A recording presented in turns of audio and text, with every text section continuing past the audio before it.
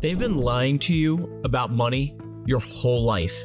And the worst part, believing these personal finance myths could cost you. You see, most people think they're good with money until they realize that they've been following money myths that don't even make any sense. In this video, I'm going to break down 5 of the most common personal finance myths I hear every single day as a financial advisor. And my goal is simple: help you see through the noise, avoid common money mistakes, and actually build wealth without feeling like you're sacrificing everything. Stick with me until the end, because I promise the last myth is the one that surprises most people that I work with. If you want to go even deeper into building real financial confidence, I put together a free ebook called Mastering Millennial Money. It's packed with the exact systems I use with my clients to balance enjoying life now and building wealth for the future. The link to download it's in the description below. One of the oldest money myths out there is that all debt is bad. You've probably heard never borrow money or all debt is evil. And sure, credit card debt at 22% interest is an absolute nightmare, but not all debt is created equal. Bad debt takes money out of your pocket with nothing to show for it. Think high interest credit cards, payday loans, or financing a $2,000 couch at 19% APR. Good debt, on the other hand, can help you build wealth. A mortgage on a home that appreciates in value, a small business loan that lets you grow your company, even student loans, if they lead to a career where you earn multiples of what you borrowed, can be good debt. Here's an example. One of my clients, let's call him Mike, refused to buy a house for years because of this debt myth. He was terrified of a mortgage. Meanwhile, rents kept rising. Finally, he bought. And within 5 years, the equity in his home had grown by over $100,000. That debt actually made him wealthier. The key isn't avoiding debt. It's understanding the cost and the potential return. If the debt helps you build an asset or increase your income, you can afford the payments. It's a tool, not a trap. Myth number 2, you shouldn't invest until you're debt-free. This is one of the most dangerous investing myths I hear. It sounds reasonable, but it can cost you big time. Imagine Sarah, who has, let's say, $20,000 in student loans at 5% interest. She also has the option to invest in her company's 401k, where she gets a 100% match up to 5%. Should she wait until the loans are gone? No, absolutely not. The match is literally free money, a guaranteed 100% return. If Sarah skips investing for 10 years while paying off debt, she misses out on the potential for compound growth. Here's the mindset shift. Debt payoff is about saving money. Investing is about making money. If you only focus on debt, you never give your money a chance to grow. So the truth behind this personal finance myth is simple. Don't wait, do both. Pay off debt while you invest at least enough to capture any match in your 401k. All right, so myth number 3, buying a home is always better than renting. Now, this is a super common money myth. Stop throwing money away on rent. You've probably heard that, right? But here's the reality. Buying isn't automatically better. When you buy a home, you're not just paying the mortgage, you're paying property taxes, insurance, maintenance, and closing costs. You might also be tying yourself down to one location when your career could demand flexibility. Here's an example. James and Lisa, they were a young couple. They bought a house because they believed this financial myth. 2 years later, James got a new job in another state. Between selling costs and moving, they lost almost all the equity that they built in their home. If they had rented, they would have saved money and stress. Renting doesn't mean that you're throwing money away. You're buying flexibility. And sometimes that's worth a lot more. So the better question isn't, should I buy or rent? It's, does buying fit my 5 to 7 year plan? And does the math make sense for my budget?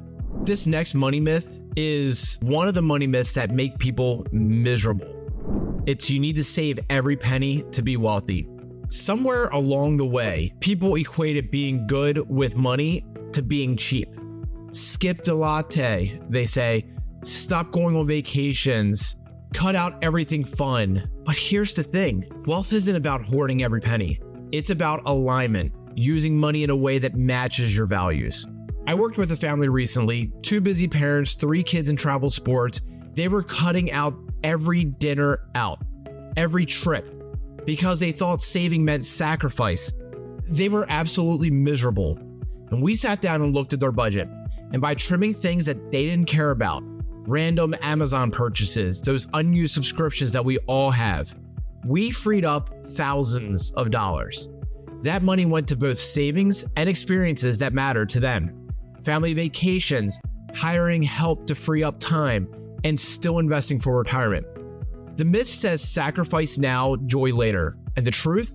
You can design a plan where you live well now and build for the future. Balance beats burnout every time. Maybe the most damaging investing myth of all is that you need to be rich to start. People think you need $50,000 sitting around before you can even invest. Totally false. Start early, even with a tiny amount each month. It doesn't matter. What matters is the opportunity for compound growth. Here's a great example of this. Alex invests just $100 a month starting at age 25. By age 65, with a modest 7% return, he'll have over $240,000. Now, compare that to someone who waits until, let's say, age 35 to start. They'll likely end up with only $120,000. Waiting 10 years could potentially cut their wealth in half. And it's not about how much you start with, it's just about starting. The habit matters more than the dollar amount. Here's the challenge. These personal finance myths don't just misinform people. They create guilt, fear, and procrastination. People feel like they're failing if they carry debt. Renting feels like shame, or they think they can't invest because they're not rich enough. And what happens when people start to feel guilty or overwhelmed? They do nothing. They stay stuck. The financial industry doesn't always help either. Headlines scream, millennials are broke because of lattes, or the housing market will save you. It's all noise, and it keeps people from building confidence with money. So how do you cut through these money myths? The answer isn't flashy, it's clarity. You need to understand your numbers, income, expenses, debts, goals. You need to focus on your values, spend on what matters, and cut out what doesn't. You have to use the right tools. Debt when it makes sense, investing even with small amounts, renting if it's right for the season that you're in. It's like fitness. Some people swear by keto, others by cardio, others by lifting heavy. The truth is, the best plan is the one you stick to. Money is the same exact way. These financial myths survive because they sound so simple. Debt bad, save everything, buy a house, but simple doesn't mean it's true. Real wealth building isn't built on following catchy slogans. It's built on making informed choices. Choices that match your life, not someone else's rules. If you can shift your mindset from fear-based myths to fact-based planning, you'll unlock the ability to use money as a tool. And when that happens, you stop feeling guilty or behind, and you start feeling empowered. That's the moment everything changes.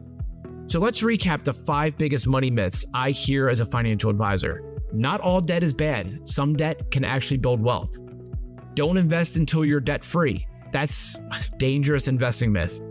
Buying a home isn't always better than renting. Saving every penny doesn't make you wealthy. Alignment does. And investing isn't just for the rich.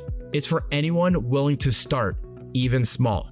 These personal finance myths keep people stuck. But once you know the truth, you're free to make smarter moves with your money. And if you want a clear system to put into action, download my free ebook, Mastering Millennial Money, using the link in the description.